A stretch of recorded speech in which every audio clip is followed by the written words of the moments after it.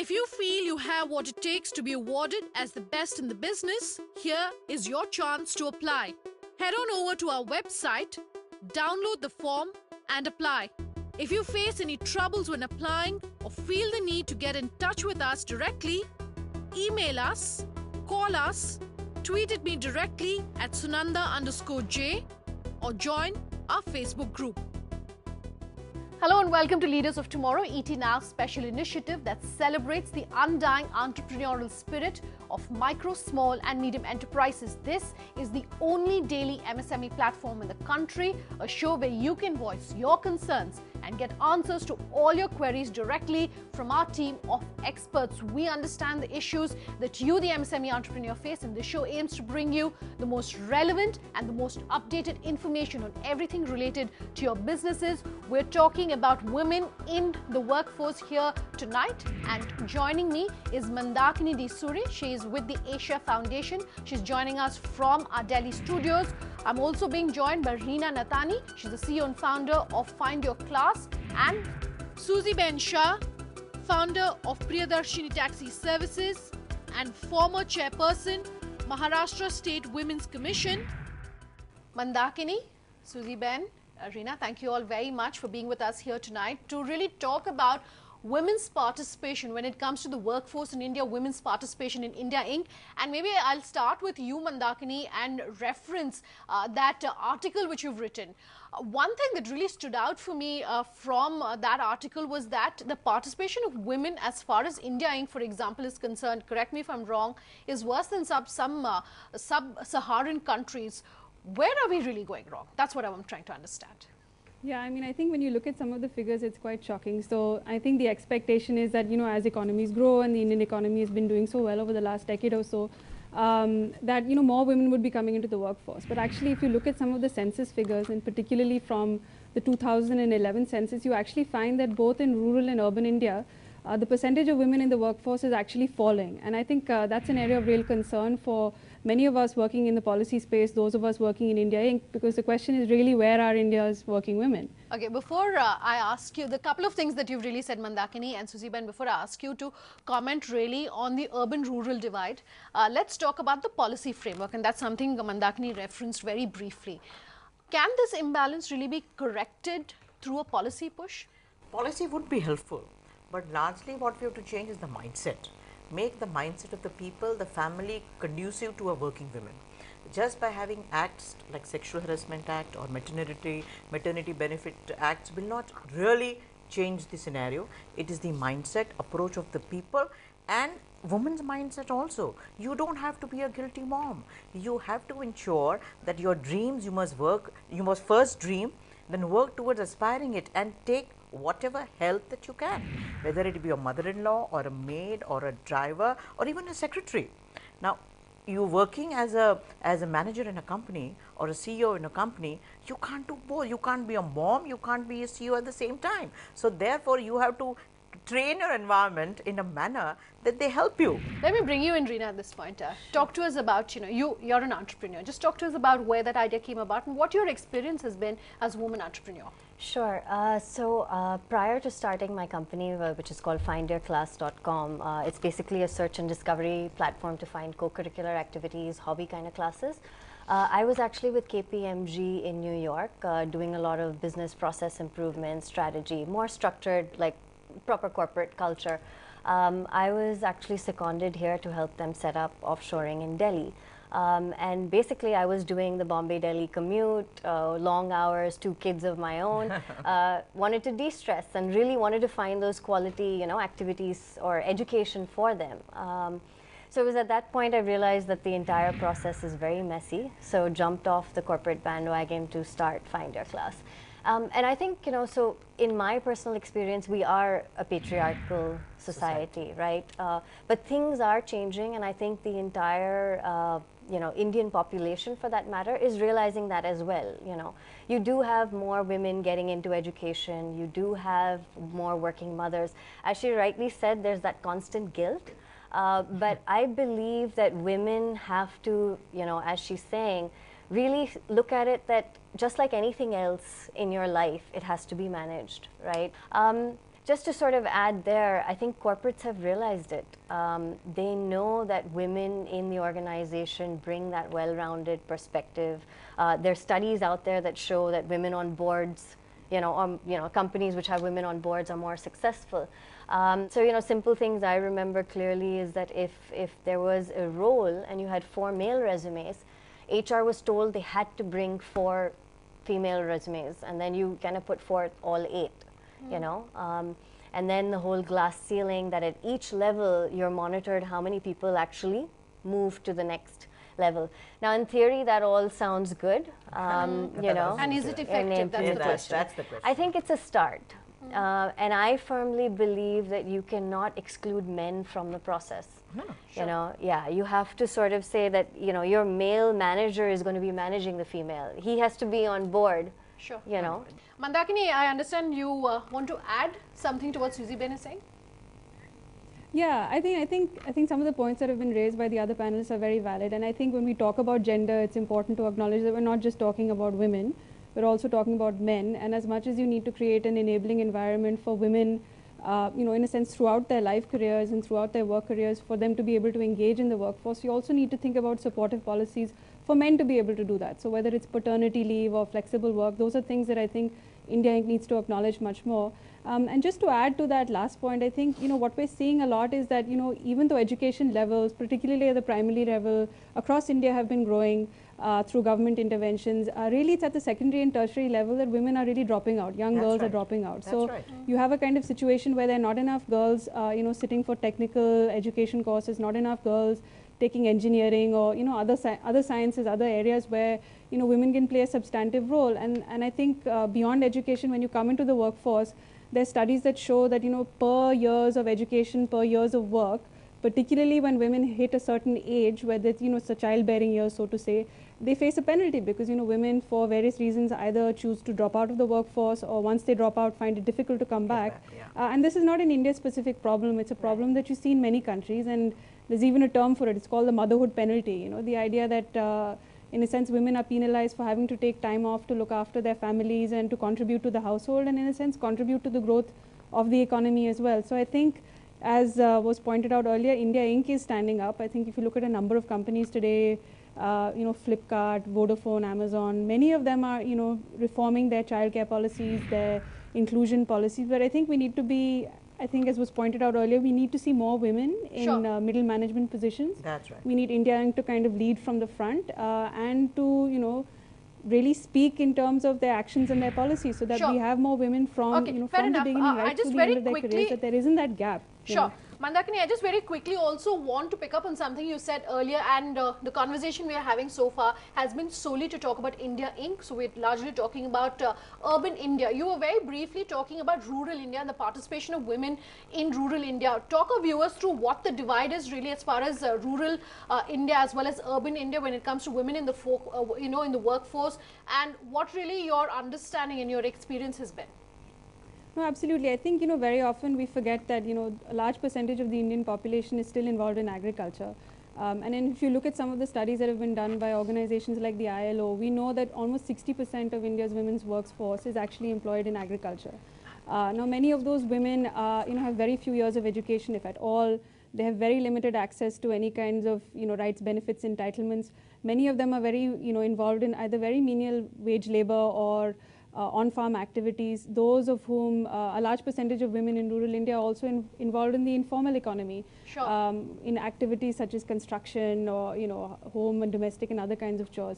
And I think there the question really is as much as we talk about India Inc. and policies of reform for, urban populations, we also need to think about policies that help bring more of India's rural women into the formal economy. So, just to talk about some of the numbers, if you look at the last census, which was the 2011 census, nearly 81% of rural and urban males were involved in some form of formal employment, right? Okay. So if you look at the figures in the formal economy for women, it was as low as 21% in urban areas and 32% in rural areas. So I think the question really is that going forward, how do we think about bringing more women in the rural economy into the formal economy, where They have better access to wages, they have better access to benefits, entitlements, and can contribute much more meaningfully to economic growth and productivity. Okay, so the numbers are definitely nothing to write home about.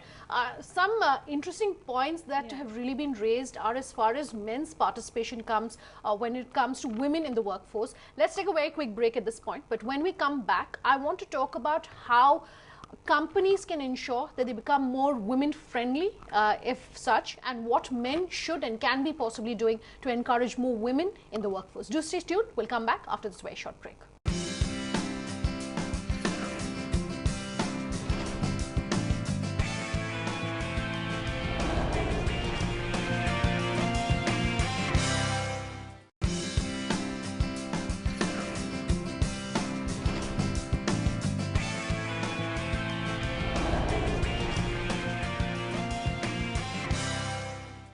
Welcome back. You're with us here on the Leaders of Tomorrow, and tonight we're talking about women's participation in the workforce here in India. Just before we took the break, we were talking about the urban-rural divide when it comes to women in the workforce.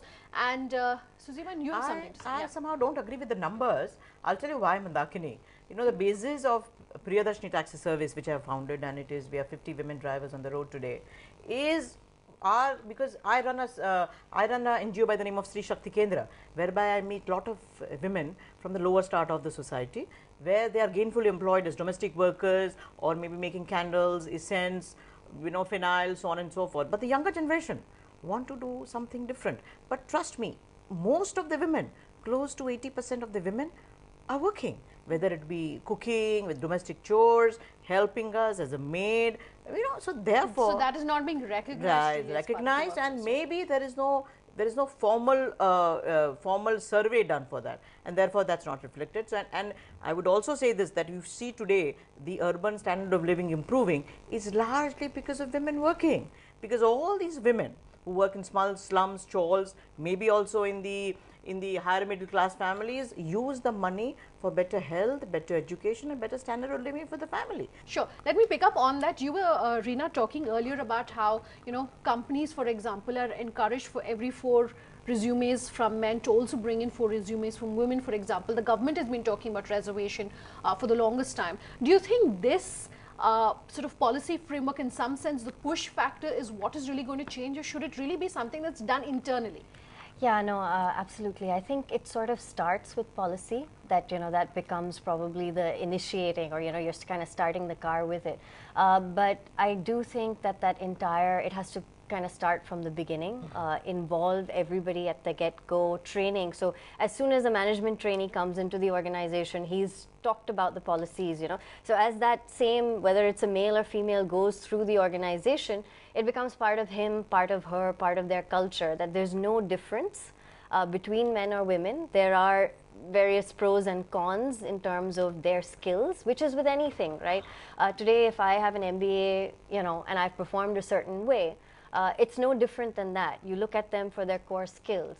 But I do think it has to be internalized, to your point, that just on paper or just by having KPIs where people are told they just have to have those 4 resumes, it will never result in anything. Defeat the purpose. Yeah, that's sure.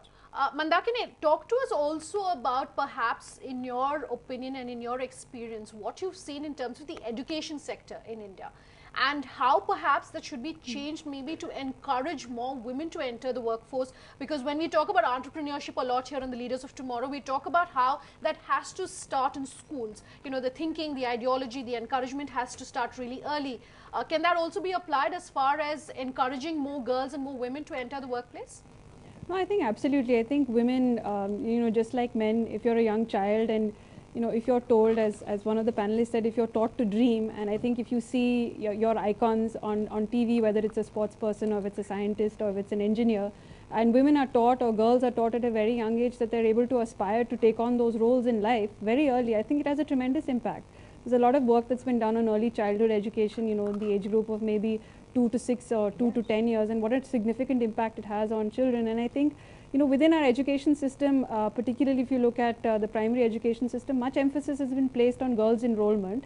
And as you're seeing with surveys that have been done by NGOs that work on education, you're seeing that, you know, enrollment levels are rising, but we need to focus more in terms of learning level outcomes, you know. So are girls learning in school?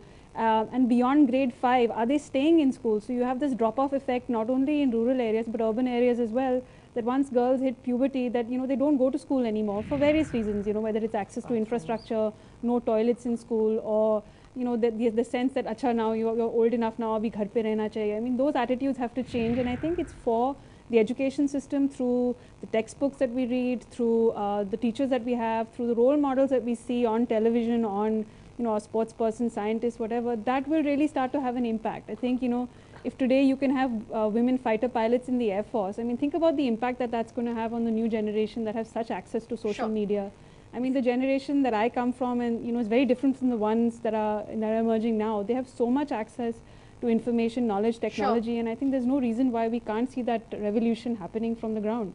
I think just sort of coming back to that education thing, we're really in the heart of anything co-curricular or, hobby or passion related. And I think India has reached a tipping point in that sense where people have realized that it's not just about academics, right? That's right. If I look at the whole Olympic campaign and all the women athletes and things like that, I think we've definitely started that process, that it's not just about going to school necessarily. If you are good at something else, go ahead, pursue that passion and actually become something in that area. And I think that will definitely help, because it's not really necessary about, it's not necessarily going into a corporate job and going through that ladder. It's entrepreneurs, it's athletes, it's musicians, it's sports stars. It's like just basically being able to reach the top of whatever field you choose, you want to be in. I also want to take a step back and talk about income disparities. Do you think that in some sense also is creating the disparity that we're seeing of participation in the workforce?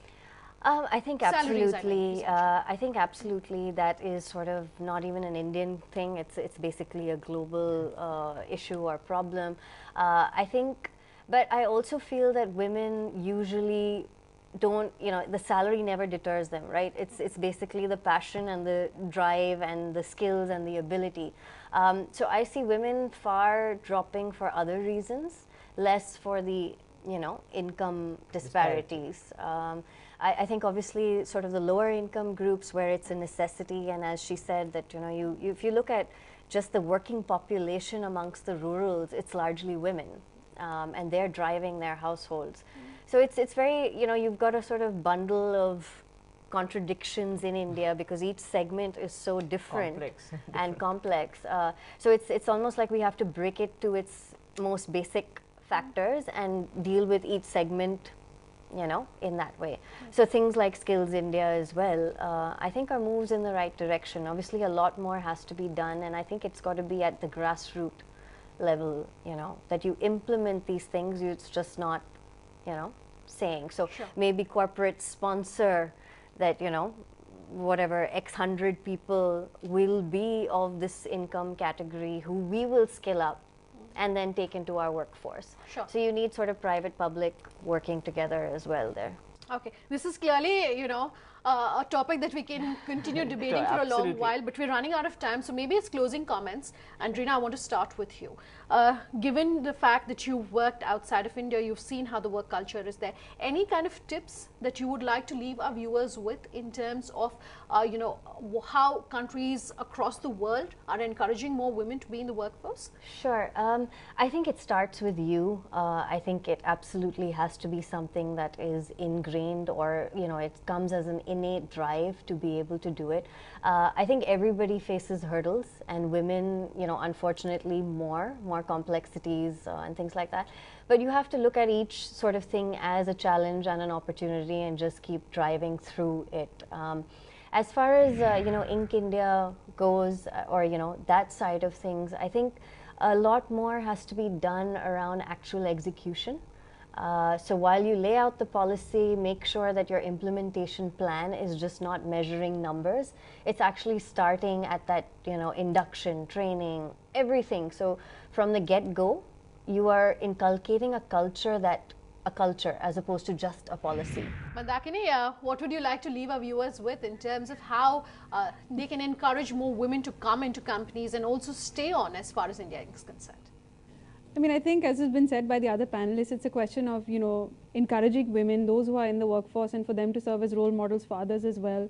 I think it's a very complex challenge. It's a very complex problem. It's something that it's not particular to India only, but many developing countries. I mean, if you just think about the fact that India is going to be one of the most populous countries by 2015 with a population of 1.6 billion, think about how many of those people will be women, and do we really want a scenario where more than half of those women are still involved in very, you know, in the informal economy, in situations where they're not able to really reap the benefits of the hard work that they're putting in. I think women in India are some of the hardest working in the world, whether it's in a field or whether it's in a corporate office.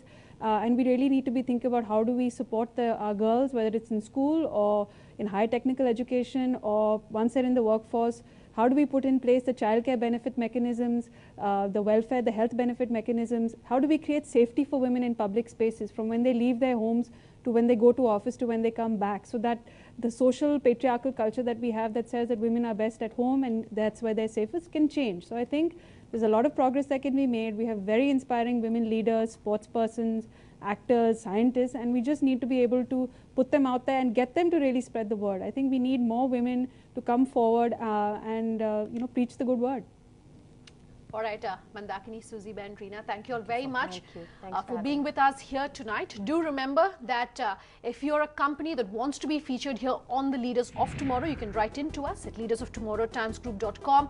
You can personally tweet at me with any questions you may have at Sunanda_J. You can reach us on social media using the hashtag LOT, or call us on that number you see flashing on your screen. We promise to have all your queries answered. Thanks for watching. Have a good night.